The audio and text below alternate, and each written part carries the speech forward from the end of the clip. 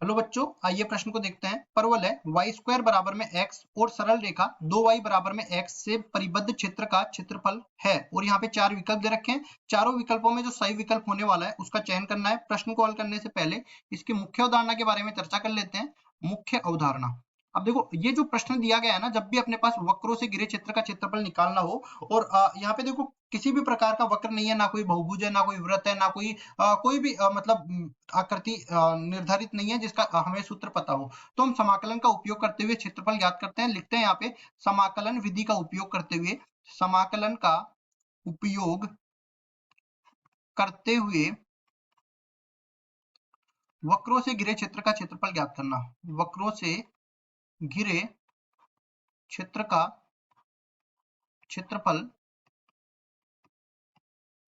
ज्ञात करना। अब देखो ज्ञात कैसे करेंगे वो भी तरीका मैं बता दूंगा यहाँ पे। जैसे मैं बोलूं कि किसी भी वक्र का समीकरण है y बराबर में fx, और ये y बराबर fx कार्तीय तल में कुछ इस तरह से बना हुआ है। अब देखो x अक्ष के सापेक्ष में समाकलन करते हुए इसका क्षेत्रफल निकालना चाहता हूं, तो यहाँ पे प्रश्न में दिया होगा कि जैसे मैं सीमा निर्धारित कर देता हूँ, a से लेके b के बीच की ये कोटियां, इनके बीच का सम्मिलित क्षेत्रफल मेरे को निकालना है। तो यहाँ से ऊर्ध्वाधर पट्टी मेरे को डालनी है, इसकी मोटाई dx के बराबर माननी है, इसकी लंबाई y के बराबर माननी है। और देखो ऊर्ध्वाधर पट्टी जो आयताकार पट्टी है इसका क्षेत्रफल y dx होगा। लेकिन a से लेके b के बीच में अनेक आयताकार पट्टियां बनेगी, जिसका समाकलन करने के पश्चात क्षेत्रफल डेल्टा के बराबर आ जाएगा। चूंकि मैं मान के चलता हूं कि यहाँ पूरा क्षेत्रफल डेल्टा के बराबर है। अब देखिए यहाँ पे आपको वक्रों के जो समीकरण है उससे वक्र का निर्माण करना आना चाहिए। तो यहाँ पे पहला समीकरण अपने पास वाई स्क्वायर बराबर में एक्स का है, जिसकी तुलना हम लोग वाई स्क्वायर बराबर 4ax से करते हैं, जो कि एक परवलय है। तो इस परवलय का जो मुंह है वो धनात्मक एक्स अक्ष की तरफ खुलने वाला है। तो इस तरह से मैं बना देता हूं, देखो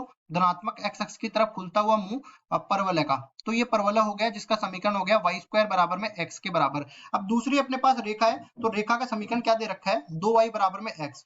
तो ये 2y बराबर में x जो रेखा है ना, इसकी तुलना में y बराबर में mx प्लस c से करता हूं, जहां पे m रेखा का ढाल होता है, c y अंतखंड होता है। y अंतखंड यहाँ पे 0 है और ढाल धनात्मक है। इसका मतलब कि मूल बिंदु से गुजरती हुई एक रेखा इस तरह से गुजरेगी। ये रेखा अपने पास इस तरह से आ गई। अब इन दोनों हमें बोला गया है कि इससे परिबद्ध क्षेत्र का क्षेत्रफल कौन सा होगा। तो यहाँ पे पहले तो मैं छायांकित कर देता हूँ। ये वाला क्षेत्र जो है अपने पास, ये वाला क्षेत्र मेरे को निकालना है, ठीक है। अब देखो यहाँ पे प्रतिच्छेद बिंदु मेरे को निकालना पड़ेगा। तो प्रतिच्छेद बिंदु कैसे निकालेंगे, एक तो वाई स्क्वायर बराबर एक्स वाला बिंदु है, और दूसरा अपने पास 2y बराबर एक्स वाला। ये वक्रों के समीकरण है, तो x का मान इसमें रखूंगा तो ये क्या बनेगा, वाई स्क्वायर बराबर में 2y। कुल मिला के यहाँ से एक तरफ लेके आऊंगा, वाई स्क्वायर माइनस में 2y बराबर 0 हो जाएगा। y बनिश ले लिया तो अंदर y माइनस 2 बच गया, बराबर 0 हो गया। और यहाँ से y बराबर 0 हो गया और एक y बराबर 2 हो गया। अब देखो दो मान अपने पास निकल के आए।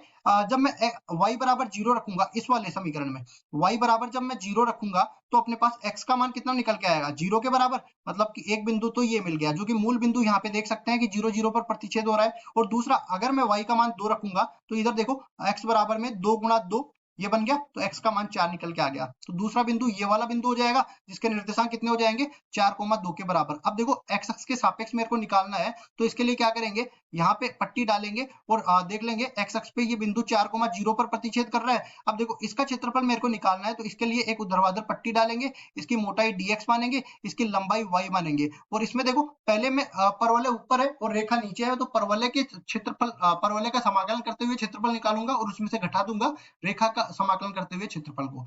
तो देखिए इसमें होगा क्या, देखो इस तरीके से y यहाँ पे होगा परवलय, परवलय और इसका x के सापेक्ष समाकलन, और इसमें से घटा देंगे। देखो कहां से कहां तक करना पड़ेगा, 0 से लेके 4 तक करना पड़ेगा, क्योंकि ये हमने बना दिया है 0 से लेके 4 तक।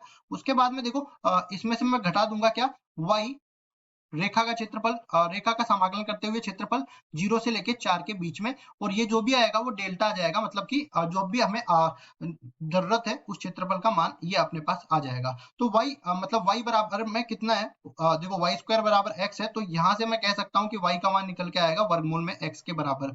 तो ये मान उठा के इधर रख दूंगा, तो वर्गमूल में x, इस पूरे का x के सापेक्ष समाकलन 0 से लेके 4 के बीच में, और माइनस में y रेखा का मान रख देता हूं मैं यहाँ पे। तो देखो 2y बराबर x है, तो y का मान कितना निकल के आएगा यहाँ पे x बटा 2 के बराबर निकल के आएगा। तो ये मान भी यहाँ पे रख देता हूँ x बटा 2, इसका x के सापेक्ष समाकलन 0 से लेके 4 के बीच में। अब देखिए यहाँ से अपने पास x की घात 1 बटा 2 का क्या हो जाएगा, x की घात 3 बटा 2 और बटा में 3 बटा 2, इसका मतलब ये 2 बटा 3 ऊपर आ जाएगा और सीमा रखेंगे 0 से लेके 4 के बीच में, माइनस 1 बटा 2 तो बाहर है ही, और x का हो जाएगा x स्क्वायर बटा 2, तो 2 भी बाहर आ जाएगा और x स्क्वायर में सीमा रख देंगे 0 से लेके 4 के बीच में।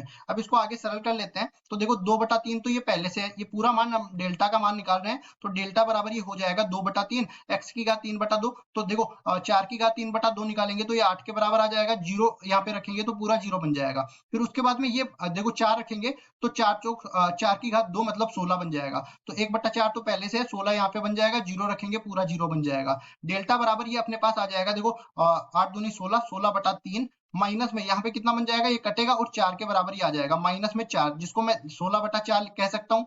सॉरी 16 बटा 4 नहीं करना मेरे को, इसमें नीचे हर को 3 बनाना है, तो 12 बटा 3 में इसको कह सकता हूँ, 12 बटा 3।